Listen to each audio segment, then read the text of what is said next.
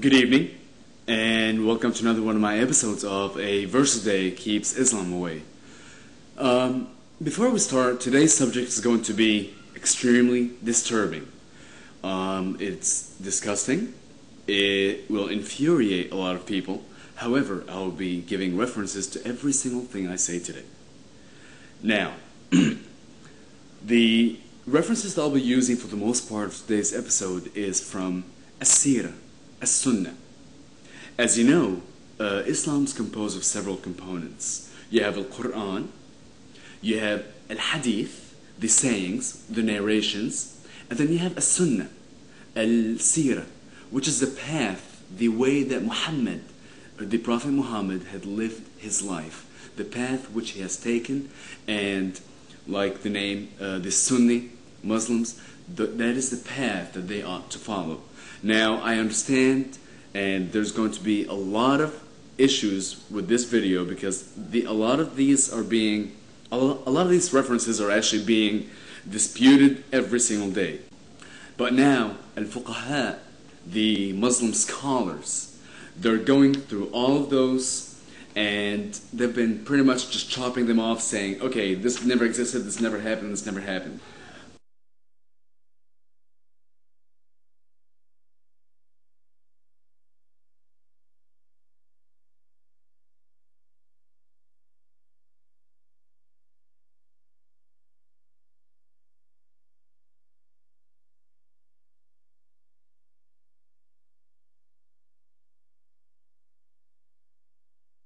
Okay, now let's get started. Today's episode is going to be about paraphilia.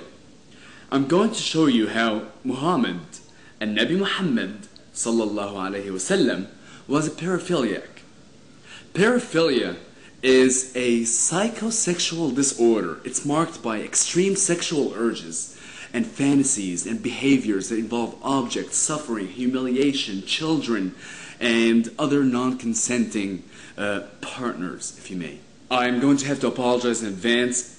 Almost none of these books have been translated into English or any other language because you'll see why they have not been translated. So all the titles, everything is in Arabic. So here's what I'm going to do. I will reference everything and I'll put the references on the side. On the side of this video, actually it should be right here to the left. The first thing I'd like to talk about is how Muhammad used to, as they put it, suck the tongues of others. It is written in إعانة الطالبين لأبي بكر الدمياطي, Volume 2, page 231, that Muhammad used to suck the tongue of his wife Aisha. You know what? That's fine. Sucking the tongue of your wife, that's not a big deal. Let's keep going. Musnad Ahmed bin Hanbal, Volume 4, page 93. And it talks about seeing the Prophet Muhammad sucking the tongue of Al-Hasan bin Ali. Al-Hasan bin Ali is obviously a man. It's a male. So here we have him also sucking the tongue, or French kissing, or whatever you'd like to say it was, of another man.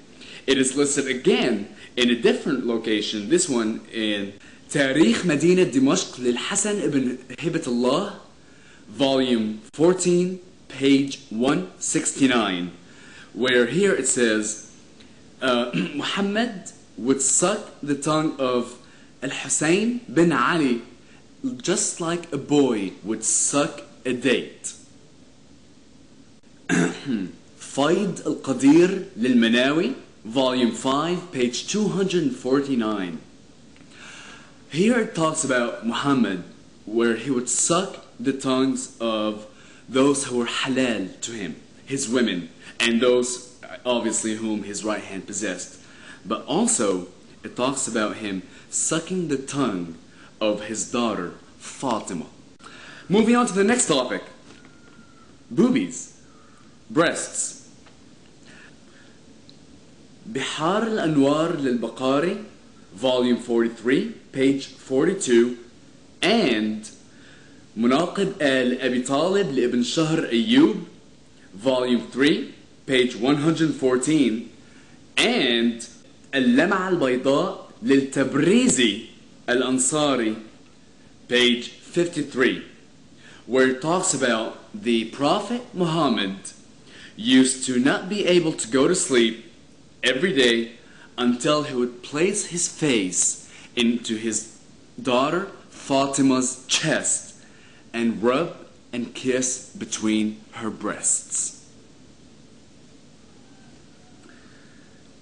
The third thing I'd like to go to is Aisha, where he married her at the age of 6 and took her at the age of 9.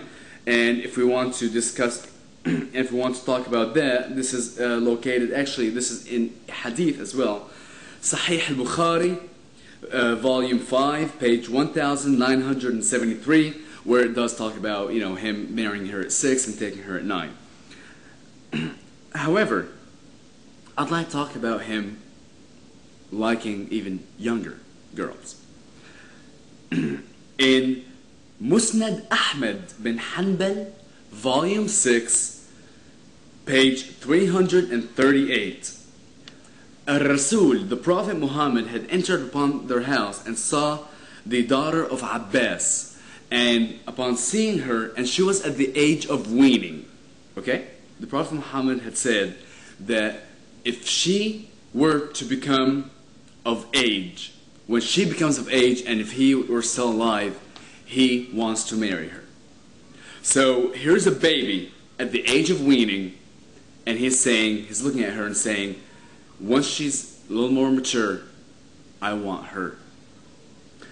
Moving on to the next one is مجمع زوائد للهيثمي, volume 4, page 276, and again in Sunan Sa'id bin Mansur, volume 2, page 123, and it talks about Muhammad having a concubine who had a daughter at the age of weaning. He once picked up this girl who was naked, and as he held her in his arms, he realized there was a desire, a lust within him. The last subject I'd like to go to is, as if it hasn't been bad enough, is necrophilia. The 6 different people had referenced the same story. Now again, if it could have been a rumor, passed on from one person to the other, but I'm just telling you what is written. كنز العمال للمتقي الهندي, volume 13, page 274, and the story of Al-Hajjah في بيان المحجبة لأبي القاسم الأصبهاني, volume 1, page 488. Here it talks about Al-Rasul, Muhammad, the Prophet Muhammad, having taken off his robe and placing it upon Ali, the mother of Ali. And then he proceeded to lay with her in her grave. Now, as the soil started falling back to the grave, his followers noticed it, and surprisingly they asked him and said, "O Prophet of God, you are doing something we have never seen you do before." To which he answered that he clothed her with his robe so that she may have something heavenly to wear. And he اضطجع معها, he slept with her, he lay with her, in order to lessen the pains of the grave. Because whenever you're buried, there's pains that you experience, apparently. This was mentioned 6 times. However, the whole topic of necrophilia, the whole topic of being able to sleep with a dead woman, wat al-mayyita, is actually mentioned 16 different locations in 16 masadir, 16 references, such as Hawashi Sharwani, volume 1, page 263. The funny thing is, I think we've all heard the story of how after a man performs the ablution, al-wudu, there are 3 things that if he touches, it will make him unholy, unclean, and he must clean himself again for prayer, which is a black dog, a donkey, and a woman. However, in these references, it talks about wutu' al-mayyita. If you lay with a dead woman, it does not make you unclean. Your salah will be accepted because you're clean. However, you become najas. You become dirty and vile if you touch a living woman. This is making me sick. I think I've had enough for tonight. Thank you for joining, and I'll see you later.